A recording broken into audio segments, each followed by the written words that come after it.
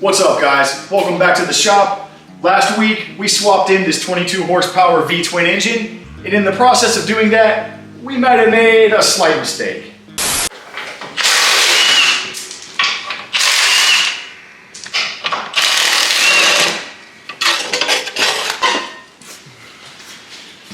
Weight reduction. By leaving out these bolts, we lost support for the front axle. And I almost went for a wild ride. The stock axle's days were numbered anyway.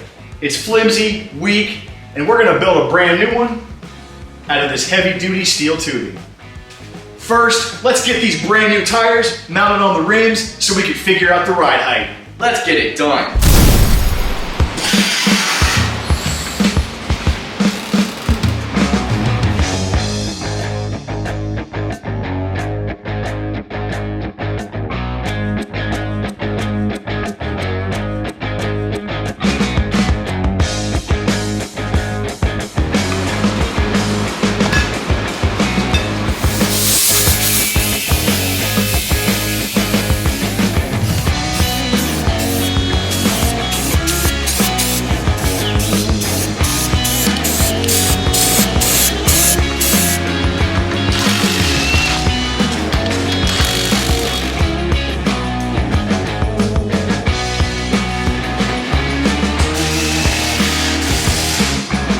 Meanwhile, here's a little pro tip. Get some grade 8 bolts, the same thread pitch as your hubs. In our case, these came from a wheel horse and it's 7/16 20. Run them in from the back side of the hub and make sure they're long enough to stick out the front. Then you can hang your wheels on the studs and use lug nuts.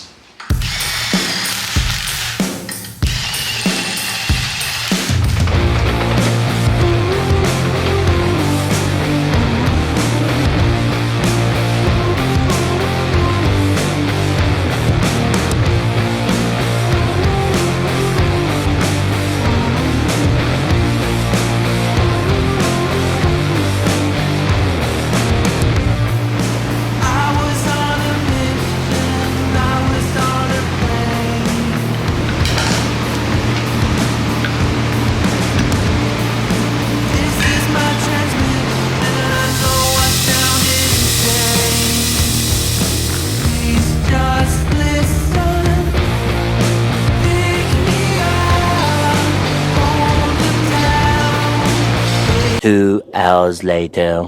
Now that we've got the tractor jacked up, we can better see the damage that happened last weekend. So we had taken the bolts out of the frame, thinking they were just for the exhaust shield, which turns out they also supported this front axle plate. All that was left was a couple bolts in the rear plate. Ethan took it in the creek, hit a couple rocks, and it folded over. What I'm gonna do is attempt to bolt it back or bend it back how it was, and Ethan's gonna be on standby so we can try to get some bolts back in it, and then we can try to straighten it out permanently.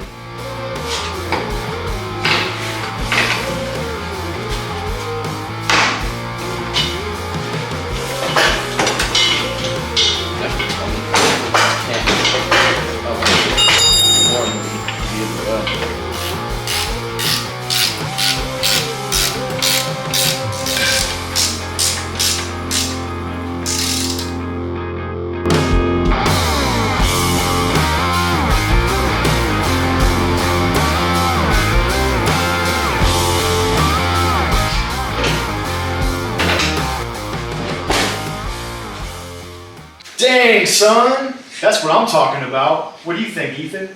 It looks awesome. I love it. All right, guys, this thing looks absolutely amazing. What we're gonna do is take some measurements on the track width, the ride height, because I think it's right there where it needs to be. Then we're gonna get the axle out from under it, get it over on the workbench, and duplicate it out of that rectangular steel.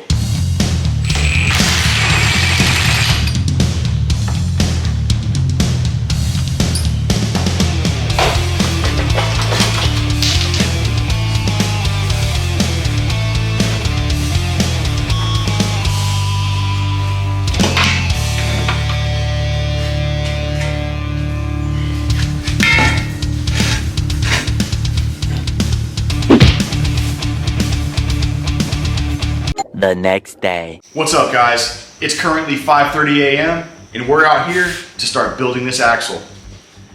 This is the stock axle. I'm going to be making the custom axle from this 1.5 inch by 3 inch rectangle steel tubing and this 1/8 inch wall. The axle is going to be the same basic dimensions as the stock, except it's going to be 2 inches wider. So I'm gonna go ahead and start this, and meanwhile, Ethan's gonna take it away and tell you what he's got going on. I'm going to remove these axle braces from the frame so we can drill them out and clean these and all the other parts for welding.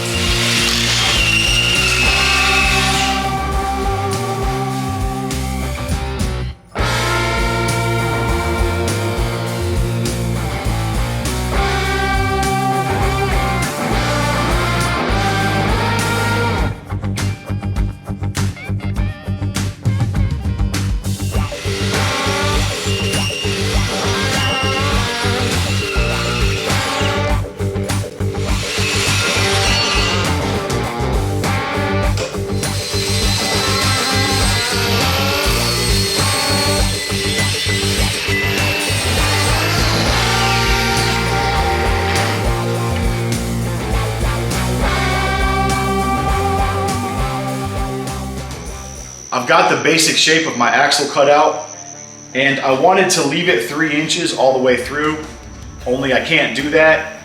The spindle is exactly 3 inches, so that's what I need to cut my DOM tubing at. If this is angled, it can't be 3 inches, it'll be longer than 3 inches. So what I've got to do is cut some triangles out of the top of the axle, and then I'll be able to fold the side down and re-weld it at a taper. That way I can have my DOM tubing spindle housing at 3 inches and it won't interfere with any of the moving parts on the spindle. It'll also double as some articulation in the frame.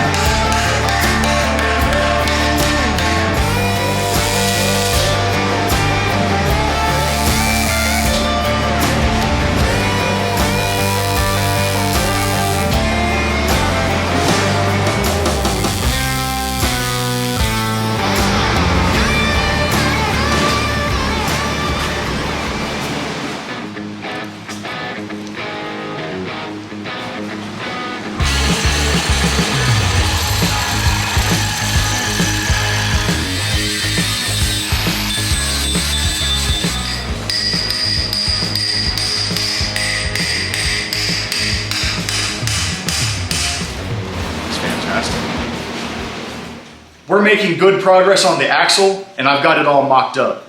The next thing I want to do is cut my spindle supports out of this DOM tubing. I bought this piece last year for the Monster Murray and never used it.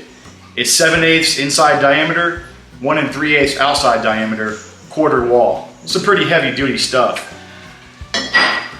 We took the measurement and we came up with 3 5/16 that we need to support on the spindle. We subtracted the bushings we're going to use and the 2 machine washers we're going to use, and we determined we need to cut 2 7/8 off of this DOM tubing for each side of the axle. We're gonna go ahead and do that. Get these at the correct angle, get them tacked in, then we're gonna move on to the center support.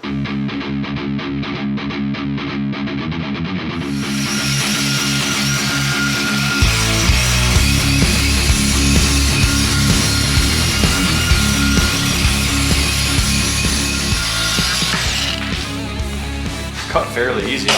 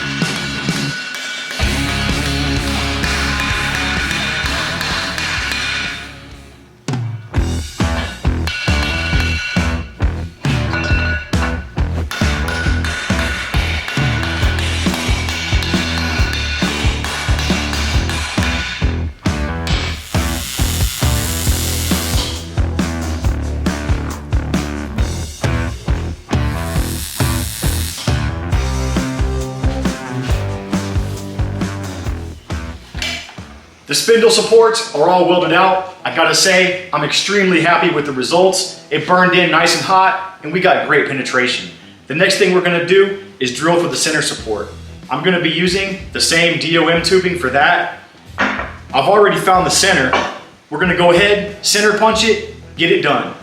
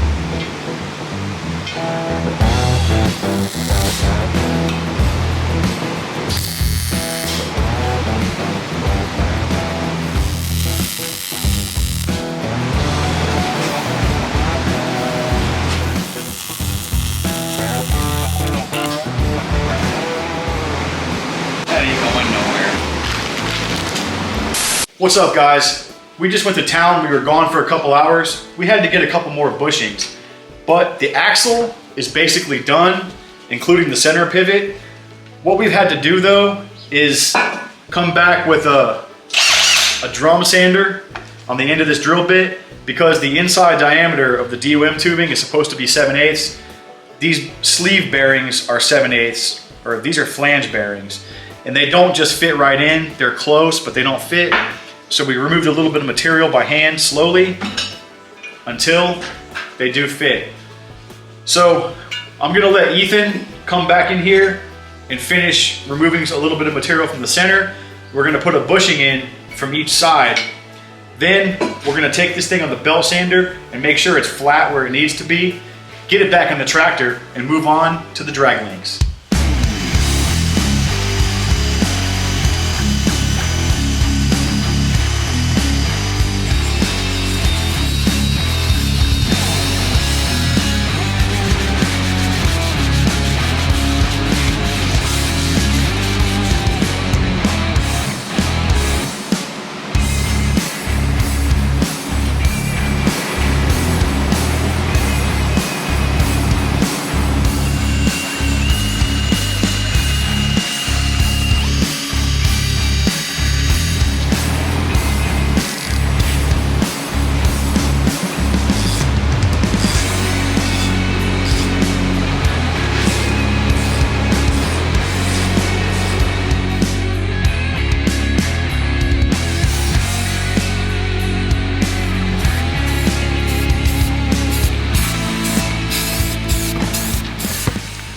All right guys, the axle went off to paint, and while it's drying, we're gonna go ahead and start working on the drag link and the tie rod.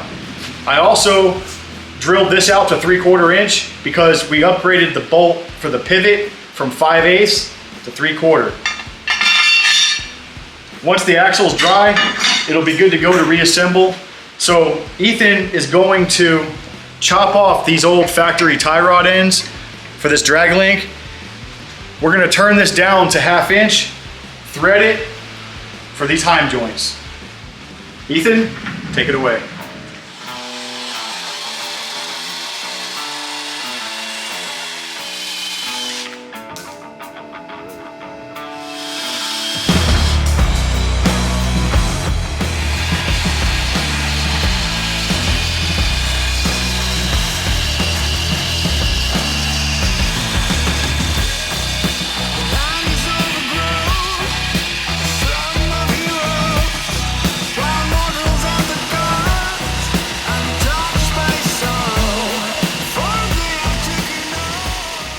This drag link is 5/8 inch outer diameter. We turned it down on the old belt lathe. And what I'm gonna do now is tap this out to 1/2 20. I'm gonna get it started and let Ethan here finish it out and feel what it's like to tap something.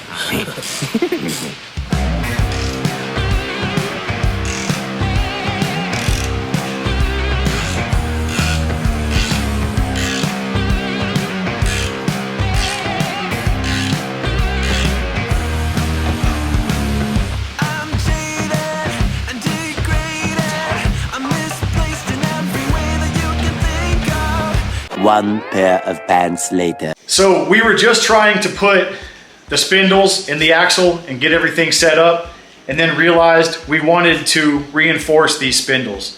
What we're gonna use is some 1/2 inch rod, and then we're gonna gusset it in between the steering arm on the spindle and the cup that covers the bearing. We're gonna brace it right here with some 1/2 inch rod. I'm cutting that out now. We're gonna weld it in and then put it back together.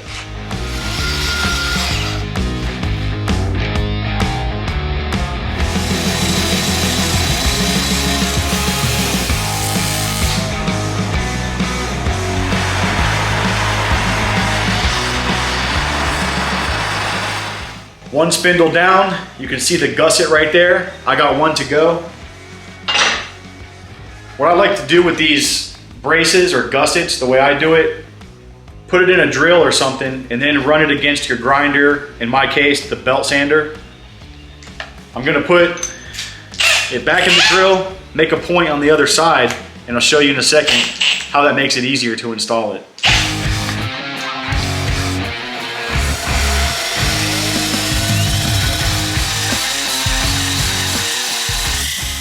So now that I've got my points ground onto this rod,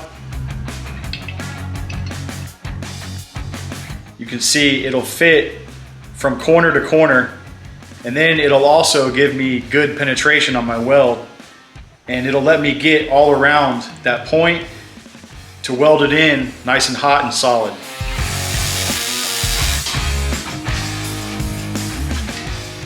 And there we go. I did heat it up quite a bit in this spot and it fused with the axle, but I also got some on the bearing cup. And you can see how it's all gobbed around there and all melted in. So I'm trying not to heat the actual axle or spindle up too much, because I know then it gets brittle, it'll break right there. We'll see how this holds up. So far it's held up pretty good on the Monster Murray, but then again, they're not riding it like some of you guys do.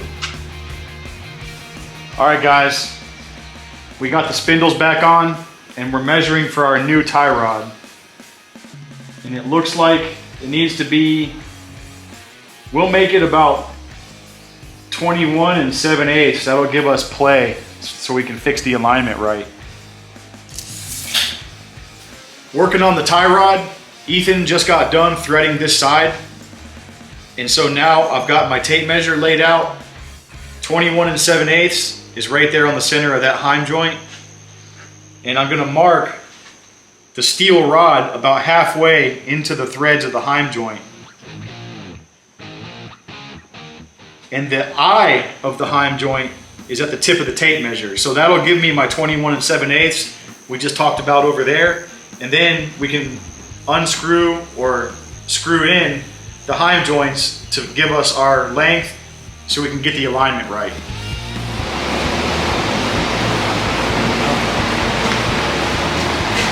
We need to get the bolt. Look at the bolt. Put a lock washer on there. Put another lock washer on there.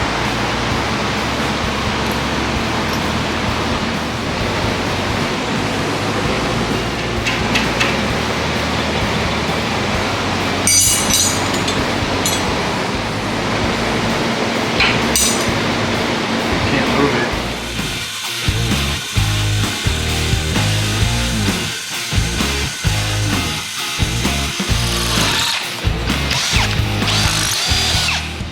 The last couple hours have been a lot of fun, and because of that, me and Ethan are a lot closer. Anyway, check this out. We got everything hooked back up. We did have to make some spacers for the heim joints because of the angle these brackets are at, but it steers left and right. Everything's looking good. We're gonna get the wheels and tires back on this thing, get it back down on all fours. That's it. No way. He's on the outside. Yeah. 41.5. Oh my, no. Perfect. Ridiculous, Dad. Alright, play it down. I know one tractor a lot like that. Hey, hey Sean, you have to give us a little bit of leeway on at the TTC.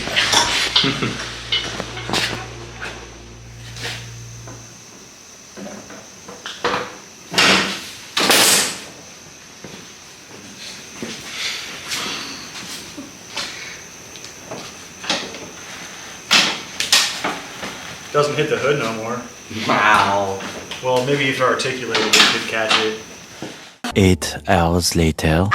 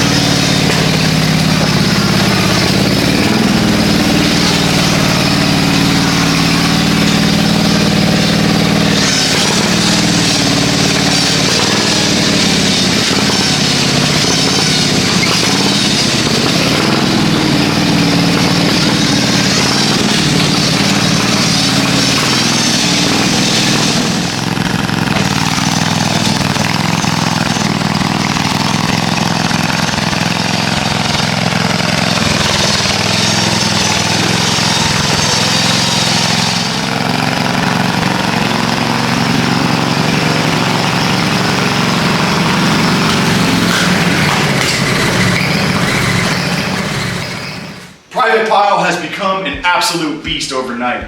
Between that front axle and this wheel and tire combo, it's a game changer. I forgot to mention in the beginning, the front tires are Sun F part number A027 and they're 27 by 8. On the rear, we've got 24, 11, 10 D-Stone Swamp bushes. I also forgot to give a shout out to our boy over at Mullican Machine and Tool, John Prater, for machining out these trailer rims to fit over the wheel horse hubs. Stay tuned because Private Pile is having more work done to him next weekend. That is while we wait for the top secret Predator 670 parts to come in for blackout. If you're new to the channel, please like, comment, subscribe. Once again, I'm Jason. I'm Ethan. You're watching Tennessee Mountain Homestead, and we'll see you on the next one.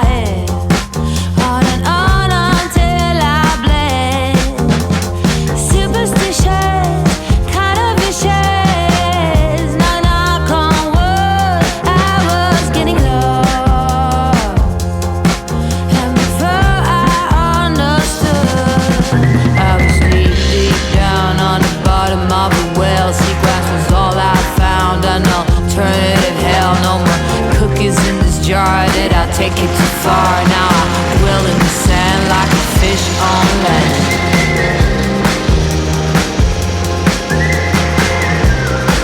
Like a fish on land.